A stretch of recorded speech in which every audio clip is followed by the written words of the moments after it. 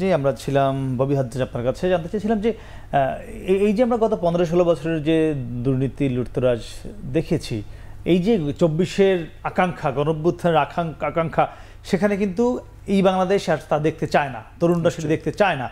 যেটি বারবার বিএনপির যে ভারপ্রাপ্ত চেয়ারম্যান তারেক রহমান, তিনিও বিভিন্ন আমরা দেখি সভা সমাবেশে তিনি ভার্চুয়াল যুগ থেকে বলে থাকেন, তিনিও তার মানে এর সঙ্গে একমত।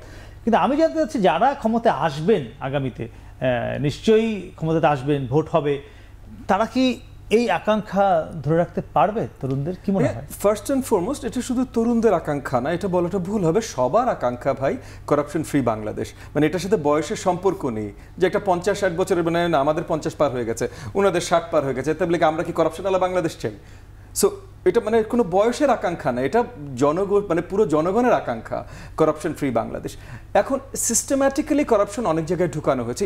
এর আগের বার যখন আপনার সাথে আলোচনা করছিলাম, এবং আমার বিজ্ঞ সহ-আলোচক এটার সাথে একমত ছিলেন যে অনেক বড় দাগে অনেক জায়গায় সিস্টেম্যাটিক্যালি আমরা ঢুকিয়ে দিয়েছি।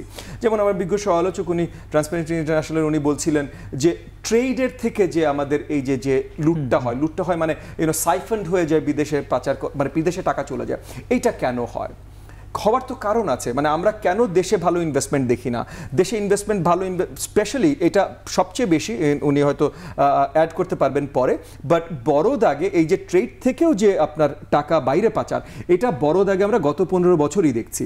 এখন আপনি বলতেই পারেন যে গত 15 বছর থেকে যেহেতু শুরু হয়েছে, প্রথম দিন হাসিনা আসার সাথে সাথে তো শুরু হয়নি, তার আগে হয়তো কিছু ঘটনা ঘটেছে যেখান থেকে 2009 সাল থেকে এটা বড় দাগে শুরু হয়েছে, বাট শুরু হয়েছে। এখন এই সিস্টেম্যাটিকলি আমরা চেঞ্জ করবো কি করে? সো আপনার এই যে লোকাল, যেমন মনে করেন আমার দল থেকে, এনডিএম থেকে আমরা বড় দাগে কিছু রিফর্ম প্রপোজাল দিয়েছি। এই রিফর্ম প্রপোজালসে বিজনেস গ্রুপগুলো, ব্যাংকিং সেক্টরগুলো কীভাবে আমরা আস্তে আস্তে দুর্নীতি মুক্ত করতে পারি, কি রিফর্মগুলো দরকার, সেগুলো নিয়ে আমরা বড় দাগে আলোচনা করেছি। সো এখন এই যে সামিট গ্রুপ বা এই গ্রুপ ওই গ্রুপ যারা বিশাল আকারে টাকা পাচার করছে, এদের নিয়ে আমরা অলরেডি কথা বলেছি, এবং এদেরকে কি করা যেতে পারে সেগুলোর একটা বড় আলোচনা আছে। যে এদের জাইবাৎসু ব্রেকিং, যেমন সেকেন্ড ওয়ার্ল্ড ওয়ারের পর জাপানে হয়েছে, সেভাবে করে এই কোম্পানিগুলোর ব্রেকিং, শেয়ার হোল্ডিং কীভাবে চেঞ্জ করা, এই স্ট্রাকচারগুলো আমরা খুব সহজে না হলেও শক্ত কাজ, যেমন আমার সমালোচক বলছিলেন না যে অনেকগুলো শক্ত ডিসিশন নিতে হবে, এই শক্ত কাজগুলো কিন্তু এটা আমরা করতে পারি। ট্রেড লুটগুলো আমরা কিভাবে ঠেকাতে পারি? সো এই যে গার্মেন্টস সেক্টরের কথা হলো, গার্মেন্টস সেক্টরে এই জিনিসগুলো অনেক ধরনের হয়। কেন হয়? গার্মেন্টস মালিকরা তারা পুরো ট্রেড টাকাটা বাংলাদেশে কেন নিয়ে আসে না? হুন্ডি কি কারণে হচ্ছে? আমরা লিগালি কেন টাকা বেশি নিতে পারছি না? যারা আসবে তারা কি এই যে আপনি যেগুলো চাচ্ছেন এগুলো করতে পারবে? প্রথমে আগামীতে যারা আসবে, আমরা বিশ্বাস রাখি আমরাও আগামীতে আসছি, আমরা সেই বিশ্বাস নিয়ে জনগণের জন্য কাজ করছি, রাজনীতিতে কাজ করছি। বলেছিলাম না, রাজনীতি কিন্তু নির্বাচন একটা বড় অংশ রাজনীতি। সো আমরাও আশাবাদী যে সামনে সরকারে আমরা থাকবো, আমরা আসবো, এবং আমরা যদি আসি তাহলে নিশ্চয়ই আমরা কাজ করব এগুলো সমাধানগুলো নিয়ে আসার জন্য। মানে ওই যে এগেন বিজনেস কার্টেল বন্ধ করা। আমি বুঝতে পেরেছি, মানে আপনি আশাবাদী। তাহলে দেখতে জানতে চাই, এই যে যেটাগুলো পাচার হলো, মানে বাস্তবতা কি বলে? আপনি যদি বিশ্বের আমাকে 2-3টি উদাহরণ দিয়ে বলতে পারেন, মানে এই টাকাকে ফেরত আনা সম্ভব? এমনি বাংলাদেশের পার্সপেক্টিভ জানতে চাচ্ছি। যে প্র্যাকটিস আছে, সেই গ্লোবাল প্র্যাকটিসে এটা খুব লম্বা সময় ধরে আপনাকে ট্রাই করতে হয় টাকা আনার জন্য। আমাদের সেই ধৈর্য আছে কিনা সেটা একটা বড় প্রশ্ন। আর দ্বিতীয় জিনিস হচ্ছে যে আমাদের দেশে কিন্তু দুটো উদাহরণ আছে টাকা ফেরত আনার। একটা সিমেন্সের কেসে বাংলাদেশ টাকা ফেরত এনেছে, সিঙ্গাপুর আমাদেরকে টাকাটা ফেরত দিয়েছে। আমি যদি বলি আরও ভালোভাবে, যে সিঙ্গাপুর আমাদেরকে টাকা ফেরত দিয়েছে, আমরা সেই টাকাটা ফেরত এনেছি। শুধু তাই না, আমরা কিন্তু গত আই থিঙ্ক 17 বা 18 সালে আমরা কিন্তু ইউকে গভর্নমেন্টকে একটা নির্দিষ্ট পরিমাণ টাকা আমাদের ইউকে থেকে বাংলাদেশে নিয়ে আসা হয়েছিল, সেটা কিন্তু আমরা ফেরত দিয়েছি। তার মানে আমরা টাকা ফেরত আনতেও পারি, ফেরত দিতেও পারি। তার মানে এই প্রসেসের সাথে আমরা এই প্রসেসটা জানি, নজির আছে। হ্যাঁ, তার মানে নজির আছে, আমাদের দেশেই আছে। এখন প্রশ্ন হচ্ছে এটার জন্য যে লম্বা সময়, যেমন সিমেন্সের কেসে কত টাকা, মানে সিমেন্সের কেসে কত সময় লেগেছে? আমাদের জানার মতো এটা 7 বছর লেগেছে শুরু থেকে ফেরত আনা পর্যন্ত। এই সিমেন্সের মামলা থেকে শেষ শুরু হওয়া থেকে বাংলাদেশে টাকা ফেরত আসা 7 বছর লেগেছে। সেটার পরিমাণ খুবই কম। এখন আমরা যেই অঙ্কের কথা বলছি, সেই অঙ্কের হিসেবে এই অর্থ ফেরত আনতে কত বছর লাগতে পারে? আমি মানে অঙ্কের হিসেবে যাচ্ছি না, কিন্তু আমাদের এর জন্য যে পরিমাণ প্রস্তুতি প্রয়োজন, সেই প্রস্তুতি আমরা নিতে শুরু করেছি কিনা।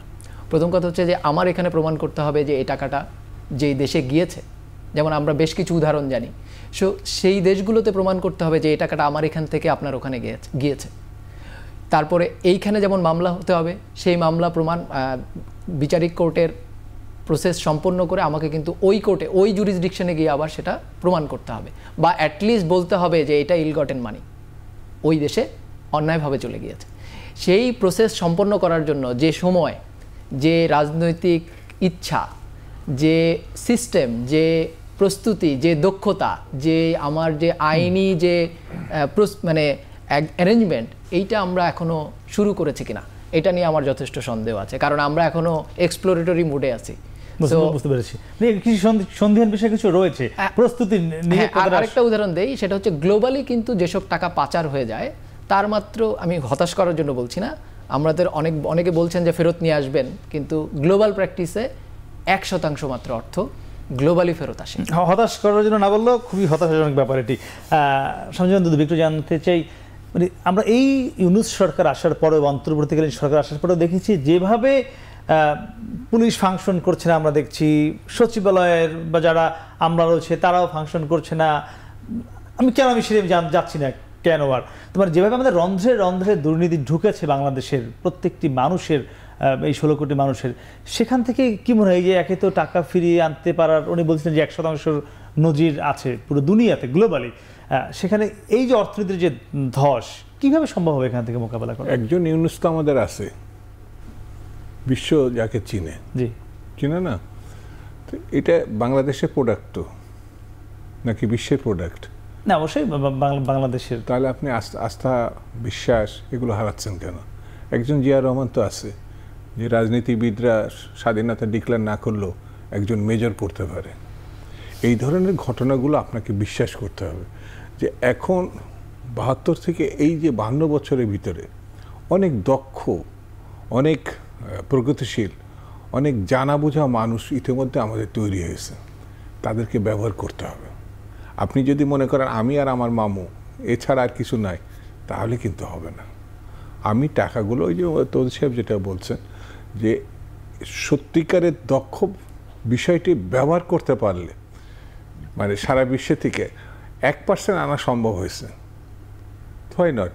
এই পার্সেন্ট বাড়াতে কতক্ষণ? টাকা তো আমার, কিন্তু সেটি সেই দেশের আইনের প্রেক্ষাপটে আর বিচক্ষণতা, ধৈর্য, আর এটা যে এই সরকারই বা আগামী সরকার শেষ করবে এমন তো না। আপনি গণতন্ত্রের যখন সিস্টেম আপনি ঢুকিয়ে দেবেন দেশকে, তখন আমি না থাকলে তাতে যায় আসে কেন? আরেকজন তো থাকবে। এইভাবে তার টাকাগুলো, আমার টাকাটা, এটা আমাদের নিশ্চিত আমার টাকা, এ ব্যাপারে তো দ্বিমত নাই, এটা পাচার হয়ে গেছে। সেই জন্য আমার কাছে মনে হয় যে দায়িত্বটা শুধু রাজনীতিবিদ না। এই যে আপনি একটু আগে শুরুতেই যেটা বললেন, ডক্টর ইউনূস সাহেব কি জানেন না কেন এরা কাজ করছেন না?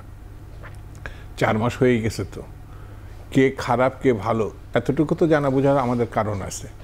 যে প্রশাসন, যে আইন শৃঙ্খলা বাহিনী, যে ব্যবসাদার, কে কেমন, এটা তো আমাদের জানতে বাকি নাই। কিন্তু আমি যদি সিদ্ধান্ত নিতে গড়িমসি করি, দুর্বলতা দেখে, সেটা তো ওদের দোষ না, আমার দোষ। সেই জন্য আমার কাছে মনে হয় আমার সব কিছু আছে, আমার দেশে সব কিছু আছে, ভালো ভালো, খারাপ, দক্ষ অদক্ষ সব কিছু আছে। তাদেরকে ব্যবহার করব কিনা? সব জায়গায় রাজনীতিবিদরাই সব করবে এমন ঘটনা না, রাজনীতিবিদরা নেতৃত্ব দিবে। সেই নেতৃত্ব যদি আমরা সাধারণ মানুষের মধ্যে থেকে নিয়ে আসতে পারি, সেই অধিকারটা, সেই ক্ষমতাটা তাদের হাতে ফেরত দিতে পারি, তাহলে আপনি নিশ্চিত থাকেন, যেটি আপনার গত 15 বছরে না দেওয়ার কারণে আজকে শেখ হাসিনা পালানোর কোনো দরকার ছিল না। ও 14 সালে যেতে নির্বাচনে পরে যেত, বিরোধী দলের নেত্রী হতেন, অন্যরা আসতো, উনি তো পালাতেন না। তো রাজনীতিবিদ তখনই সফল যখন দেশের অর্থনীতি, সিস্টেম অফ গভর্নমেন্ট, গণতন্ত্র সব কিছুকে আপনার সার্বজনীন করতে পারবে, তখনই এটা সম্ভব, তার আগে সম্ভব। আচ্ছা, আপনি বলছেন সার্বজনীন, এবং এই সার্বজনীন হিসেব করে যখন এই অন্তর্বর্তী সরকার একটু ঐক্যের ডাক দিলেন, আমরা দেখেছি সবগুলো রাজনৈতিক দলকে নিয়ে তিনি বৈঠক করেছেন। আমরা দেখেছি বিভিন্ন ধর্মের যারা ধর্মীয় নেতা তাদের সঙ্গে বৈঠক করেছেন, সেখানে সবাই একমত হয়েছেন। এটি বাংলাদেশে সহসা আমরা দেখি না, যেটি আমরা দেখলাম সেখানে বিএনপির একাধিক নেতৃত্ব ছিলেন। তো এরপরে আমরা দেখলাম জাতীয় পার্টির চেয়ারম্যান GM কাদের, তিনি এসে বলেছেন যে ঐক্যের নামে বাংলাদেশের রাজনৈতিক দলগুলো অনৈক্যের ডাক দিয়েছে। তিনি বলছিলেন যে জাতীয় পার্টি আওয়ামী লীগ ছাড়া কিসের ঐক্য? এ নিয়ে আপনার কি বক্তব্য? আমার মনে হয় GM কাদের সাহেবেরই এই জিনিসটা আছে, অন্য কারণ নাই। এত নির্বোধ ব্যক্তি বাংলাদেশের দ্বিতীয়টা আছে আমার কাছে জানা নাই। এই নির্বোধ মানুষ তো ফ্যাসিস্টের ছায়া। ফ্যাসিস্ট পালাইলে পরে নির্বোধ না হলে সে দেশে থাকে, তার আবার রাজনৈতিক অধিকার কি? এই জন্য আমি এই কথা বলছি, যারা নির্বাচন মানে না, যারা প্রতিষ্ঠান বিরোধী, যারা মানুষের অধিকার মানে না, যারা লুটেরা। আপনি কি হিটলারের দেশে কি হিটলারের রাজনীতি করা মানে তার দলের রাজনীতি করার ক্ষমতা আছে? মুসলিনের দেশে কি মুসলিনের রাজনীতি করার ক্ষমতা আছে? কেন নয়? ফ্যাসিস্ট। আপনি যদি ডেমোক্রেসির সপক্ষের লোক হন তাহলে পরে সে কখন ফ্যাসিস্টকে আপনার লালন করতে পারে না, তাকে আবার রাখতে পারে না, সেটা তাকে আপনাকে ধ্বংস করতে হবে। কেউ যদি বলে যে আগে ওরা আপনাকে অধিকার দেয় না বলে ওদের অধিকারও আপনি দিবেন না, আরে ওটা তো ডাকাত, খুনি, লুটেরা। আমরা তো গণতন্ত্রের সপক্ষের মানুষ, আমার অধিকার আর তার অধিকার এক না তো, যেটা আপনাকে মানতে হবে। এখন এই যে বিবেচনা করবে সেটা পাক্কা শয়তান, সে কোনো না কোনোভাবে ওই লুটেরারকে আবার পূর্ণ জীবন দিতে চাচ্ছে, আবার ধ্বংসকারীকে পূর্ণ জীবন দিচ্ছে। হ্যাঁ, তাকে সুযোগ দিচ্ছে কারা? কেউ দিচ্ছে না। এই যে উঠে এসছে, যেটা আমার কাছে মনে হয়েছে সরকার তাকে এক মানে আলোচনা করার সুযোগ দিছিল, এখন আলোচনা করছে না। এই জন্যই তার হঠাৎ করে এই যে মিস্টার কাদের সাহেব, যে তিনি 50% মালিক হাসিনা সহ। হাসিনা কই? তারও তো দিল্লিতে যাওয়া উচিত। উনি একবার দিল্লি গেলেন না ইলেকশনের আগে, এসে বললো না যে ভারত না বললে আমি কিন্তু বলতে পারবো না। এসে বলেছিলেন গণমাধ্যমে, বলছিলেন না? তো এই লোকটি থাকে কি করে? এ তো গণতন্ত্রের পক্ষের কোনো মানুষ না। আর গণতন্ত্রের পক্ষে না থাকে তাহলে এ তো আবর্জনার লোক, এ তো রাজনীতির লোক না, এই গণতন্ত্রের নাই। সেই জন্য এর কথা গুরুত্ব দিয়ে ভাবতে হবে, এটা ভাবার কথা। তবে সতর্ক হওয়ার সুযোগ আছে। নিশ্চয়ই। ববি হাজার একটু জানতে চাইবো যে এই যে আমরা যে আজকে বিষয়টি আলোচনা করছি আগামীর রাজনীতি, সেই রাজনীতি সব মিলিয়ে যে বিষয়টি বলছিলেন শামসুমান দুদু ভাই, বেশ কয়েকটি বিষয় বলছেন, জিএম কাদের ইস্যু আসলো, সেই রাজনীতি আসলে কোন দিকে যাচ্ছে আপনার কাছে কি মনে হয়?